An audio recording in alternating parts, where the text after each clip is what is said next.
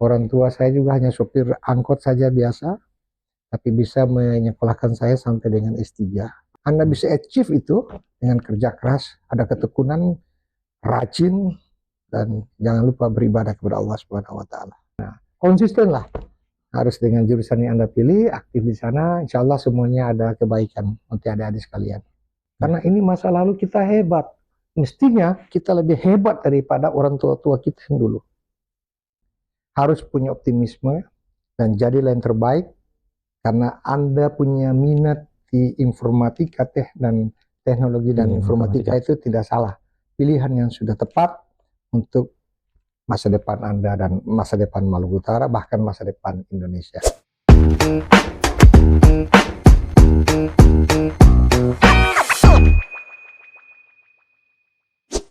Oke, baik. Bismillahirrahmanirrahim. Assalamualaikum warahmatullahi wabarakatuh. Waalaikumsalam warahmatullahi wabarakatuh. Ya, Pak, bersama kami lagi di podcast HMTI, Himpunan Mahasiswa Teknik Informatika. Halo Sobat HMTI.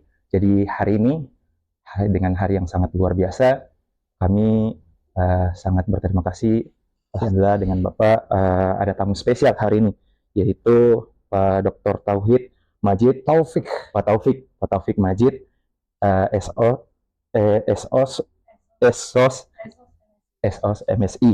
Jadi selaku Sekretaris Jenderal Kementerian Desa, PDT dan Transmigrasi aja. Iya. Kementerian Desa dan Transmigrasi. Nah, jadi Pak berbicara tentang putra daerah ya Pak. Iya. Jadi ini kan kami dari mahasiswa itu baru tahu dan bahkan mungkin masih banyak yang belum tahu. Oke. Bahwa dari Bapak sendiri bahwa ada salah satu putra daerah yang berada di posisi sampai luar biasa di Sekretaris Jenderal atau orang ketiga di Kementerian Desa. Mungkin Pak bisa Pak dari Bapak mungkin bisa menceritakan dulu latar pendidikan Bapak itu seperti apa sih? Karena kami juga ingin belajar dari Bapak tuh kayak gimana gitu. Baik, terima kasih. Assalamualaikum warahmatullahi wabarakatuh, sahabat Himpunan Mahasiswa Teknik Informatika Universitas Hairun. Iya, betul. Yang saya hormati dimanapun Anda berada. Terima kasih Adik Abian atas waktu yang diberikan kepada saya. Saya Taufik Majid, Sekretaris Jenderal Kementerian Desa dan Pembangunan Daerah Tertinggal Republik Indonesia. Jadi saya juga merasa berterima kasih dan senang bangga kepada adik-adik mahasiswa yang telah memberikan waktu kepada saya untuk mengisi dialog atau podcast ini. Harapannya ini bisa menginspirasi kita semua, terutama adik-adik HMTI, karena saya benar sekali disampaikan, saya adalah asli anak Maluku Utara. Saya lahir di Halmahera Selatan, saya besar di Ternate. Sekolah saya di dekat sini, Sekolah Dasar Islamia 1, pas di belakang di samping atau samping hotel ini, Islamia 1.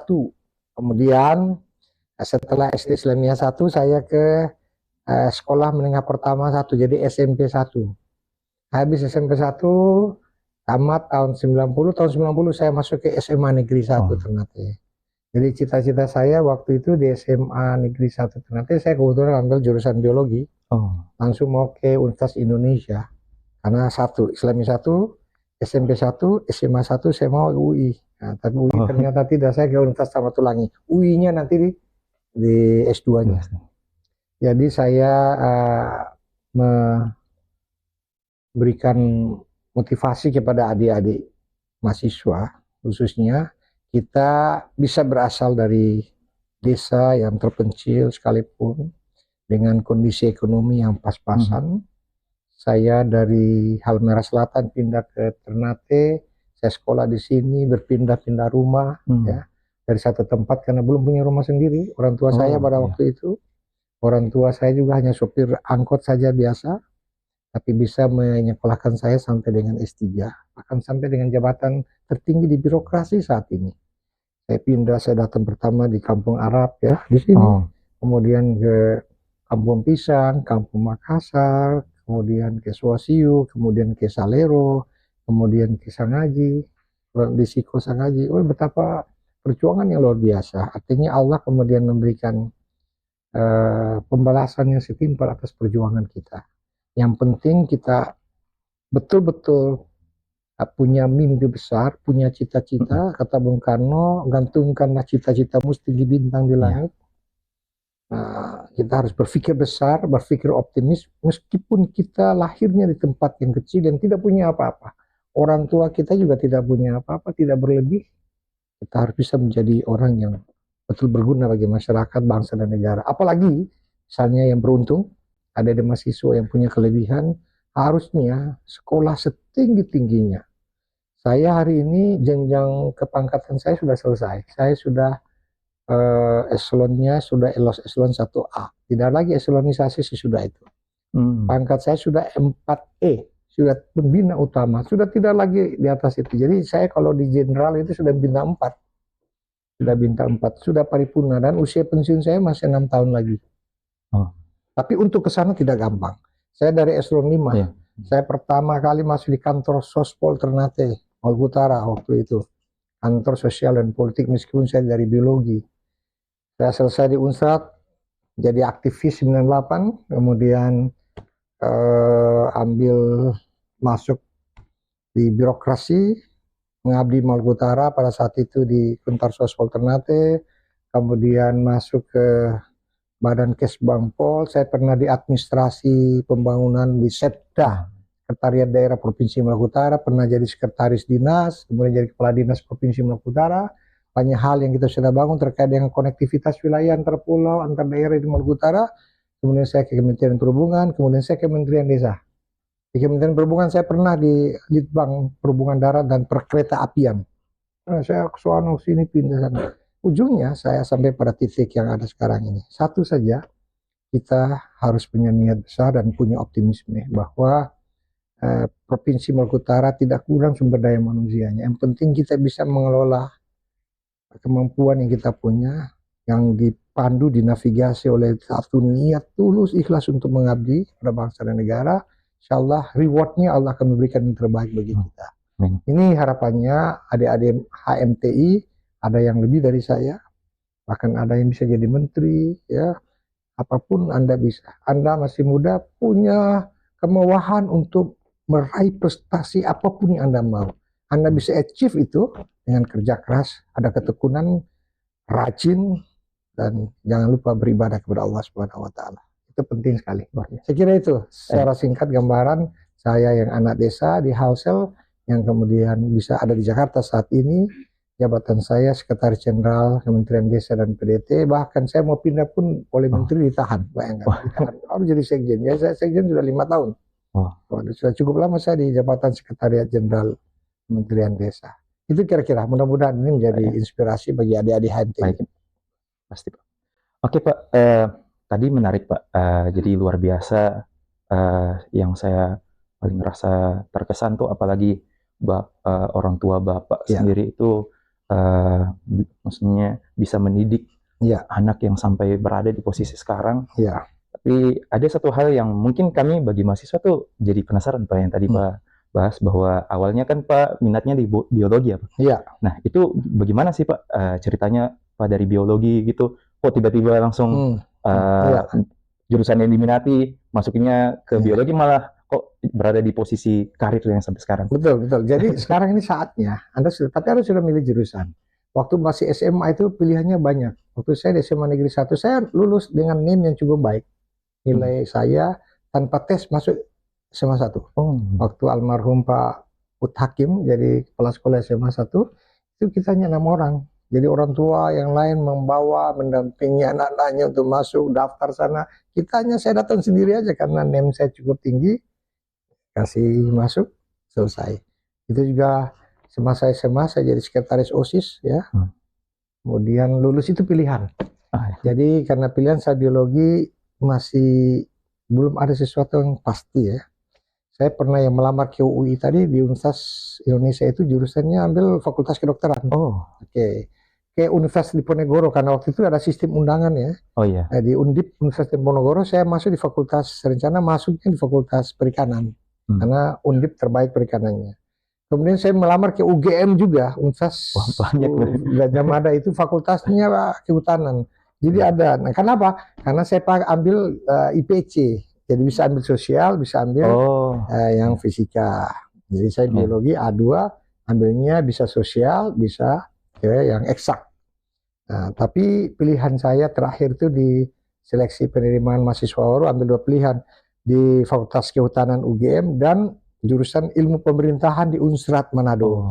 Jadi yang terpilih Allah, kemudian berikan jalan saya ke pemerintahan, mengabdi untuk birokrasi. Jadi diterima di pemerintahan 4 tahun, saya sedikit aktif di Jakarta, di jalan. Saya turut membidani lahirnya Forum Kota di Jakarta waktu itu, di masa Soeharto masih kuat, kita sudah demo sana untuk meminta perbaikan, orde reformasi, tapi saya tidak sampai di Trisakti kan, ada penembakan itu kan, tapi saya mensuplai logistik, dikasih tugas untuk anak-anak yang di jalan pada saat itu. Saya banyak hal yang kita bisa lakukan. Ini mengindikasikan bahwa kita bisa aktif, tapi harus juga sukses studi. Jadi sukses studi unggul organisasi. Jadi biar studi lancar, jangan sampai jadi mapala mahasiswa paling lama gitu kan. Nah, harus 4 tahun selesai, harus ada target, dicatat. Rencana saya, kita semua harus catat kita punya rencana. Mau jadi apa, mau jadi apa. Tapi kita juga harus aktif di internal kampus, di himpunan mahasiswa jurusan, di luar, di eksternal, ekstrakurikuler juga harus aktif. Nah, saya ambil IPC, maka pilihan saya di pemerintahan. Saya masuk di jalur birokrasi, melamar di kantor. Waktu itu masih bupati, kantor bupati Maluku Utara, belum provinsi. Nah, akhirnya disitulah saya berkarir. Karena berarti pilihan saya, ternyata saya harus ambil jurusan ilmu pemerintahan sampai saat ini. S1 pemerintahan, S2 saya ambil sosiologi di Universitas Indonesia, S3 saya di Institut Pemerintahan Dalam Negeri di IPDN. Ya, jadi saya ambil jurusan terakhir inline dengan S1 saya di pemerintahan. Tapi apapun itu, anak-anak, teman-teman, adik-adik mahasiswa di himpunan mahasiswa teknik informatika, saya kira sangat baik Anda berada di jalur ini. Pilihan sudah, karena sudah di mahasiswa berarti pilihannya sudah tetap. Nah, konsisten lah. Harus dengan jurusan yang Anda pilih, aktif di sana, insya Allah semuanya ada kebaikan untuk adik-adik sekalian. Ya, baik. Oke, Pak. Ini menarik, Pak. Jadi kami dari mahasiswa informatika itu sempat melihat kembali mengenai ilmu peminatan kami. Salah satunya tuh membahas mengenai Smart City, Pak.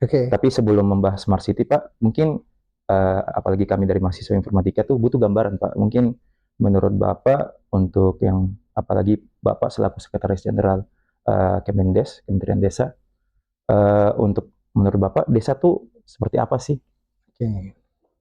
Desa itu, Republik Indonesia ini Republik Desa. Karena desa-desa Indonesia itu sudah ada jauh sebelum Indonesia merdeka. Jadi desa itu sebuah entitas terkecil di level bawah yang orang itu hidup dengan berbasis pada agraris. Dia tipenya agak homogen, beda dengan kota yang heterogen. Di sana itu muncul kearifan-kearifan lokal. Masyarakat desa harus dalam pengertian yang tidak bias. Desa adalah entitas terbawah dari struktur kewilayahan, tapi dia mempunyai sejumlah kemewahan untuk men-set up mobilitas sosial kita. Itu kita semuanya orang desa. Asal yang penting itu dapat dikelola dengan baik. Jadi desa jangan kemudian kita menganggap lebih di bawah dibanding kota. Tidak. Desa sekarang dengan undang-undang desa, perspektif pemikiran kita atau di paradigma yang baru, new paradigm, desa itu adalah sejajar. Bahkan kita meletakkan desa adalah epicentrum pembangunan Indonesia. Secara kewilayahan Indonesia 91% desa. Kelurahan hanya 9%. Nah, karena itu apalagi di Maluku Utara, itu dari 1185 itu, 1067-nya adalah desa. Kelurahan hanya di Tidore, 40 kelurahan, di Ternate 78 kelurahan. Lebih dari itu adalah desa. Nah, luar biasa desa ini menempati posisi yang strategis. Karena di sanalah kita berawal. Kita lahir dan kita semuanya adalah orang desa. Prosesnya desa menjadi kota itulah urbanisasi bisa. Karena lama-lama dengan perkembangan ya dia pasti sudah tidak homogen tapi heterogen. Nah, kelebihannya desa, kepala desanya dipilih langsung, kalau kelurahan ya diangkat oleh pejabat di atasnya, bupati atau wali kota. Nah, karena ada juga kabupaten yang ada kelurahan, Iya. ada desa, di kota juga gitu. Nah, jadi saya mau menyampaikan desa ini punya posisi yang strategis, dan karena itu tidak salah kalau himpunan mahasiswa teknik informatika dalam peminatan ini juga konsen fokus pada desa, Iya, bisa. karena basis pembangunan Indonesia kita jadikan desa sebagai halaman depan Indonesia saat ini. Dari struktur demografi, walaupun data di BPS bahwa yang tinggal di kota banyak, tapi kalau based on pada KTP sebetulnya orang yang tinggal di desa itu lebih banyak. Hanya apa namanya di kota-kota kan, karena misalnya di Sidoarjo, di Semarang, pada itu wilayah desa tapi dianggap orang kota, Oh, transurban, padahal sebenarnya kita lebih banyak tinggal di desa. Karena itu sekali lagi peminatan ini karena kita mau dorong ada akselerasi pembangunan nasional, itu kita mulai dari desa. Asta citanya Bapak Presiden Prabowo meletakkan kita yang keenam membangun dari desa dan dari bawah untuk pertumbuhan ekonomi, pemerataan, dan pemberantasan kemiskinan. Nah, ini mulainya dari desa. Urusan desa kalau udah selesai, insya Allah urusan Indonesia bisa tertangani dengan baik. Itu kira-kira. luar biasa, Pak. Jadi Pak, kami ini kadang mahasiswa informatika tuh kami pernah membayangkan bahwa implementasi dari ilmu kami ini Ya, kadang masih belum terimplementasi kepada masyarakat. Kami kadang bertanya karena seingat saya itu sebelumnya tuh ada pernah dari program pemerintah namanya itu adalah Bina Desa, di mana mahasiswa informatika itu pernah turun untuk berpartisipasi, ya, di mana bisa saja membuat inovasi teknologi, ya. digitalisasi desa. Menurut Bapak untuk program Kemendes saat ini, apakah ada? Ada ya, saya kira banyak. Bukan hanya di Kementerian Desa, di kementerian lain yang basisnya di desa kan. Banyak sekali kementerian yang itu lokusnya di desa. Kementerian Pertanian sudah pasti di desa, PU sebagian di desa, Kementerian Perikanan, Kelautan, Lingkungan Hidup, semua base programnya ada di desa, termasuk di Kementerian Desa. Jadi kita mengembangkan namanya Smart Village ya. Nah, desa cerdas, desa yang kemudian mempunyai satu ekosistem baru, ada proses digitalisasi di desa.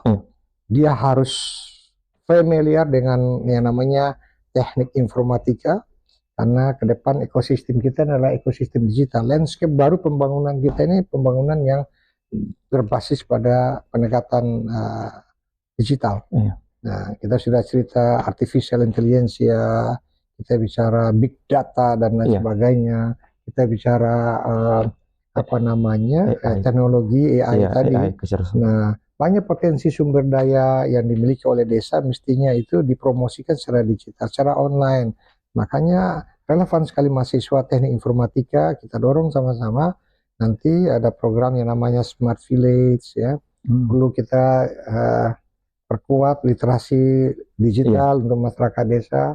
Dia harus familiar dengan teknologi-teknologi terbaru dari perkembangan saat ini, sehingga desa tidak ketinggalan. Produk-produk kita, desa-desa tematik kita, desa wisata dan lain sebagainya, itu sangat baik kalau pendekatannya pendekatan serba digital. Untuk itu ya kehadiran misalnya Kementerian Komunikasi dan Digital ini penting. Nah, jawab, respon tuntutan perkembangan kita saat ini. Nah, kita harus bisa mendorong di Maluku Utara misalnya ada salah satu contoh Smart Village sebelum menuju kepada Smart City misalnya. Nah, Smart Village, Smart City, ya, itu gimana komponen apa yang harus disiapkan misalnya supaya dia dimasuk dalam kategori sebagai Smart Village.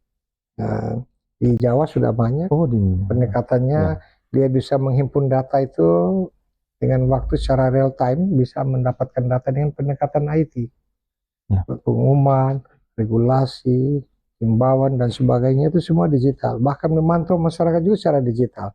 Data-data masyarakat desa itu semuanya serba digital. Itu bisa di set up atau di develop dengan satu sistem yang bagus. Nah, ini akan mempermudah dan memperlancar layanan kita kepada masyarakat desa. Nah, HMTI harapannya menempatkan posisi yang strategis membantu pemerintah kabupaten, pemerintah desa apalagi, karena banyak program yang ke desa. Itu harus kita dorong. Ya, menarik, semuanya harus dibuka sebuah insight baru horizon pemikiran kita bahwa serba ini kita adalah serba digital. Dengan mahasiswa kita ini punya talenta yang bagus ini bisa diabsorb dengan kepentingan-kepentingan yang ada di desa. Segitu penting. Baik, baik ya. Sip. Oke Pak, berbicara mengenai banyak hal tadi, mungkin kami ingin menanyakan kepada Bapak, mungkin sekarang atau nanti Pak, mimpi Bapak itu untuk Maluku Utara apa sih? Mimpi saya Maluku Utara menjadi provinsi terdepan di Indonesia. Iya. Jadi bukan hanya desa terdepan untuk Indonesia, tapi Maluku Utara harus menjadi provinsi terdepan untuk Indonesia. Apa kalau provinsi terdepan? Kualitas sumber daya manusianya, infrastruktur dasar harus memadai di masyarakat desa. Kita tidak ada lagi kuliah. Waktu saya jadi kepala dinas perhubungan, kita membuka konektivitas antar wilayah, antar kecamatan, antar kabupaten, antar provinsi bahkan.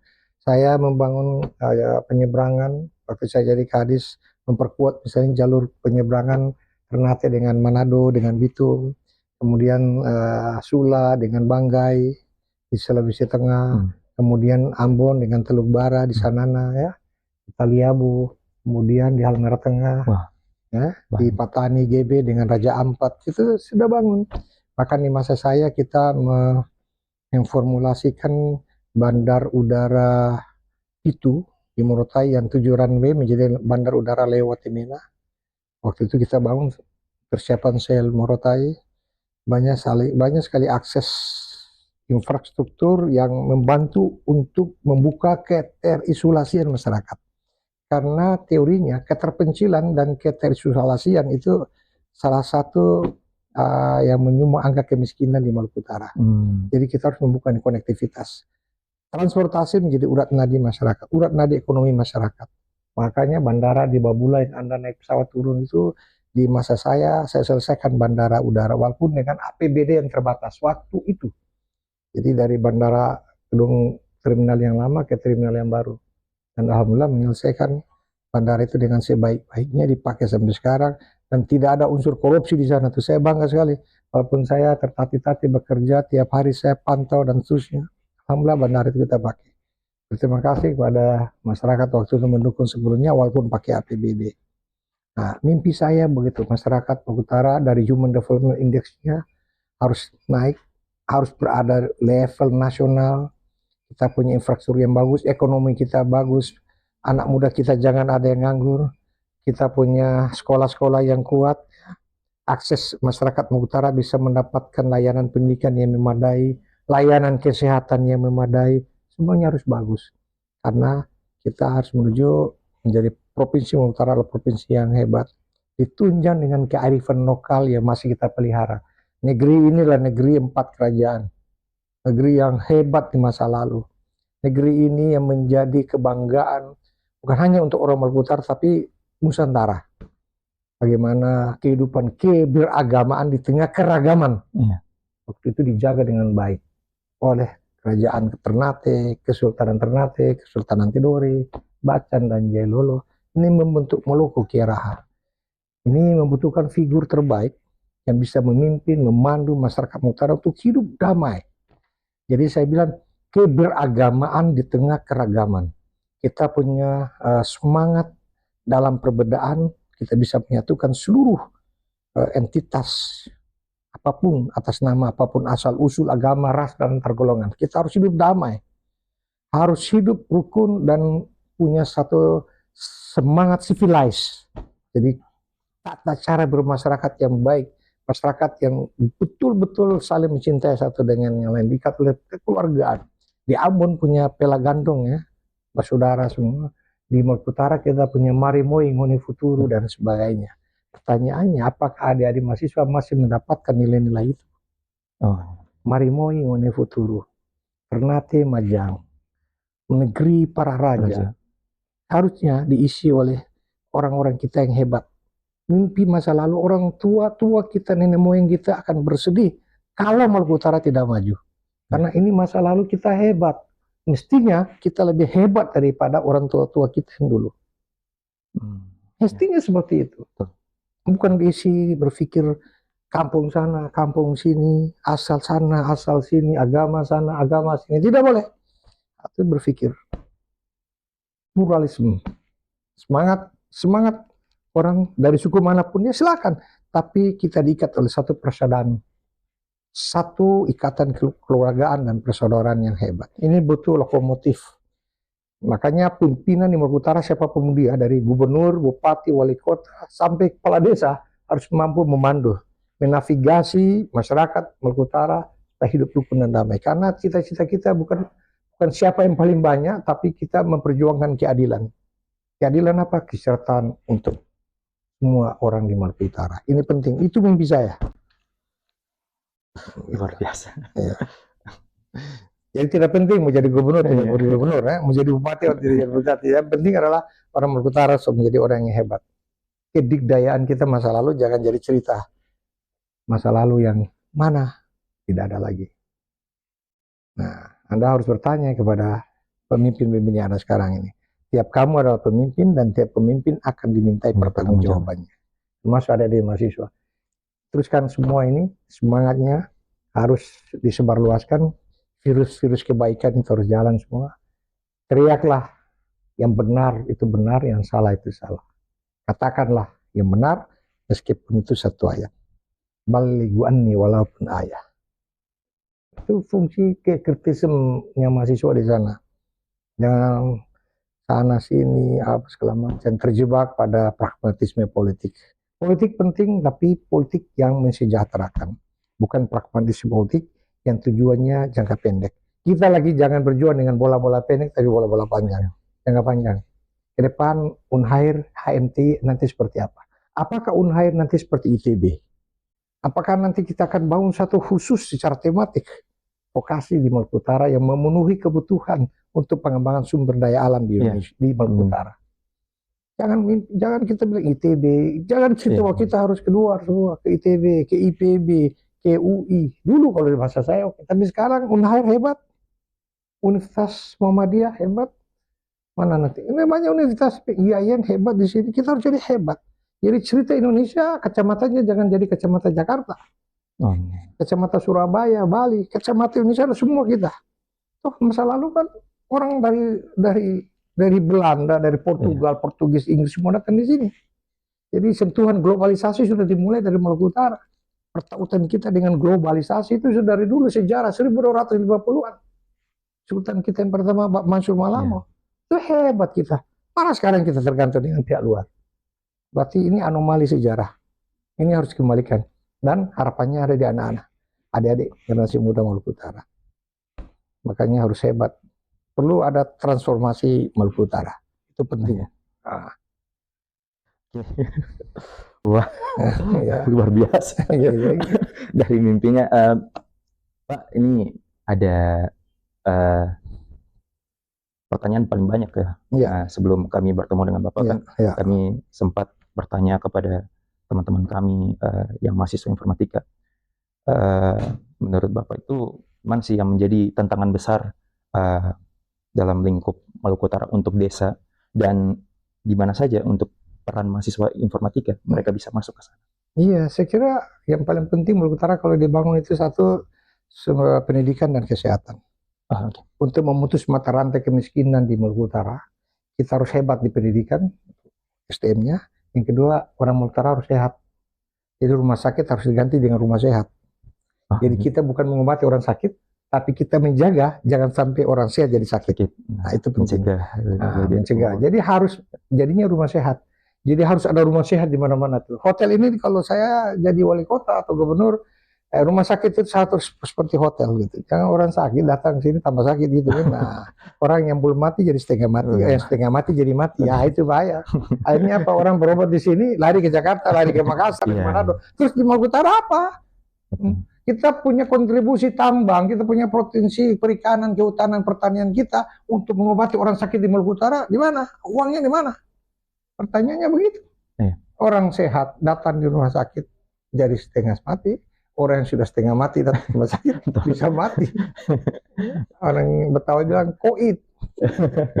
Ya kan? Apa? Fasilitas kesehatan tidak memadai. Akses menerima kesehatan itu human rights.